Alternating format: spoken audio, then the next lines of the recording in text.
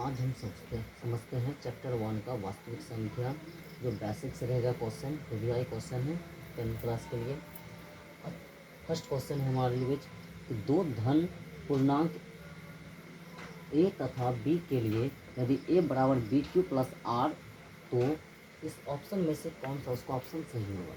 हम समझते हैं इसमें हमको क्या बताया गया है कि दो धन पूर्णांक ए तथा बी है। ए तथा क्या है, बी है। इसमें क्या बोल रहे हैं, ए बराबर बी क्यू प्लस आर हो, तो इसमें से कौन सा ऑप्शन इससे सही है।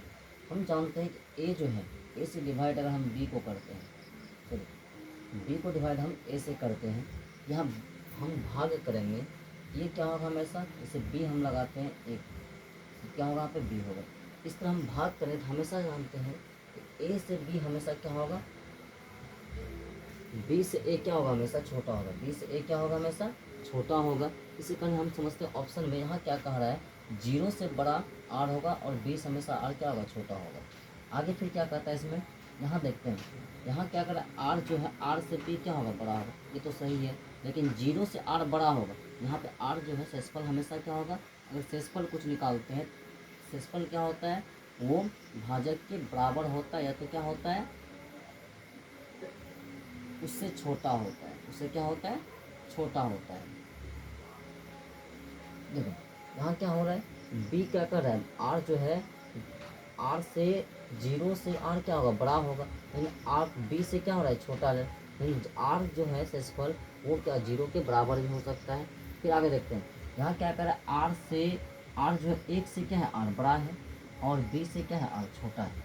ये ऑप्शन तो मेरा गलत हो रहा है। और ये ऑप्शन देखते हैं, या आर शेषफल जो होता है वो शेषफल कभी 0 भी हो सकता है, 0 के बराबर भी शेषफल होता है।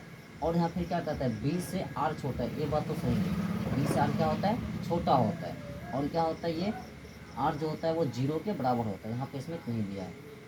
तो इसमें देखते हैं आर जो है 0 से आर क्या है, बड़ा है, और आर 0 से आर बड़ा है, लेकिन बी से क्या है, छोटा है और बी के बराबर। ये कभी भी अगर यहाँ पे हम भाग देते हैं 2 से 5 में हम भाग देंगे, 2 दूनी 4 होगा, यहाँ कितना बचा, 1। हमेशा क्या होगा, यहाँ से भाजक से शेषफल क्या होता है, हमेशा छोटा होता है। इसका हम देखते हैं, ये भी ऑप्शन क्या हो रहा है, गलत हो रहा है। फिर आगे देखते हैं इसमें, यहाँ क्या कह रहा है, आर जो है शेषफल जो है वो क्या हो रहा है, भाजक से छोटा तो है, यहाँ 0 भी निकल सकता है, 0 जब निकलेगा तो वो भाजक से क्या होगा, छोटा होगा। और आर हमेशा क्या कर रहा है, आर जो होगा वो 0 से बड़ा होगा और बराबर भी होगा, और हमेशा बी से क्या होगा, छोटा होगा। तो ये ऑप्शन क्या होगा, सही होगा। फिर अगला क्वेश्चन देखते हैं, इसमें कहते हैं परिमेय संख्याओं और अपरिमेय संख्याओं के समूह को क्या कहते हैं। इसमें क्या करें, ऑप्शन दिया है वास्तविक संख्या, अवास्तविक संख्या, फिर विषम संख्या, अभाज्य संख्या। अब जो क्या करें, परिमेय संख्या। परिमेय संख्या हम जानते हैं, जैसे 1/2 क्या है मेरा परिमेय संख्या, जो P/Q के रूप में है। और अपरिमेय संख्या क्या बोल रहा है, अपरिमेय संख्या को समूह को क्या कहते हैं, अपरिमेय संख्या लो यहाँ पे क्या है, √2। अब यहाँ क्या करते हैं, 1/2 प्लस √2, यहाँ परिमेय और अपरिमेय संख्या दोनों मिलकर क्या बनते हैं, ये कह रहा है। यहाँ दोनों मिलकर क्या क्या बनेगा, ये वास्तविक संख्या बनेगा, अवास्तविक संख्या नहीं बनेगा, और विषम संख्या नहीं बनेगा, और अभाज्य संख्या ये नहीं बनेगा। फिर अगला क्वेश्चन देखते हैं, क्या पूर्णांक संख्याओं को संख्या रेखा पर व्यक्त किया जाना संभव है। अब यहाँ देखते हैं, इसमें समझते हैं क्या कर रहा है, क्या पूर्णांक संख्याओं को संख्या रेखा पर व्यक्त किया जाना संभव है।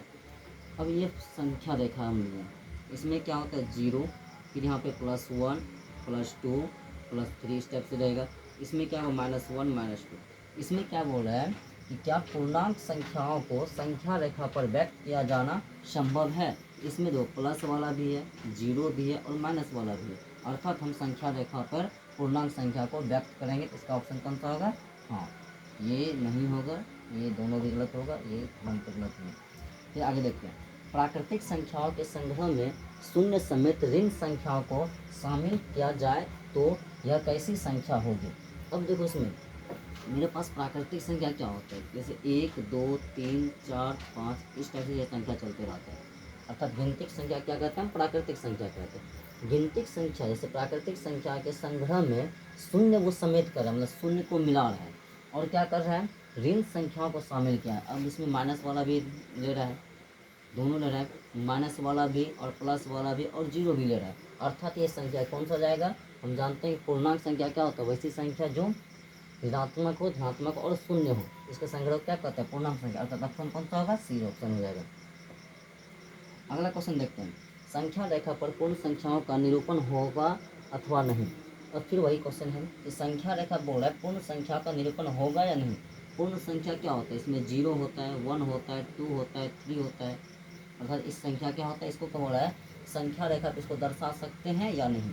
अब तो ध्यान से, इसमें पूर्ण संख्या, संख्या रेखा पर हम क्या करते हैं, माइनस वाला भी लेते हैं और प्लस वाला भी संख्या लेते हैं। इसमें क्या बोल रहा है, प्लस वाला तो होगा लेकिन इसमें माइनस वाला संख्या नहीं होगा, अर्थात ये होगा ऑप्शन इसका नहीं, ये हो जाएगा ऑप्शन से, और ये सब गलत होगा।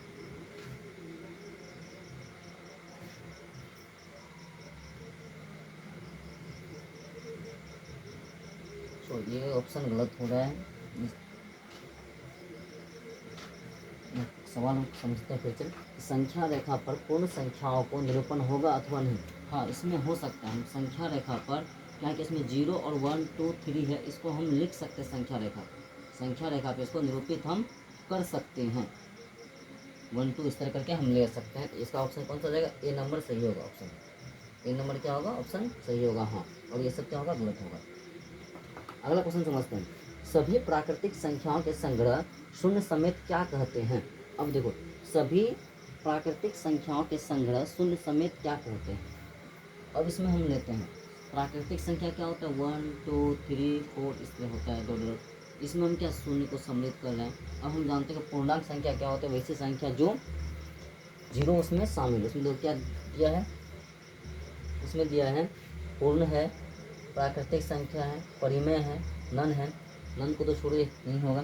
प्राकृतिक संख्या हम क्या जानते हैं, एक सॉरी परिमेय संख्या क्या होता है, ये बटे क्यों, क्या ये बटे के रूप में नहीं है, तो फिर समझते हैं, ये तो ऑप्शन गलत हो गया।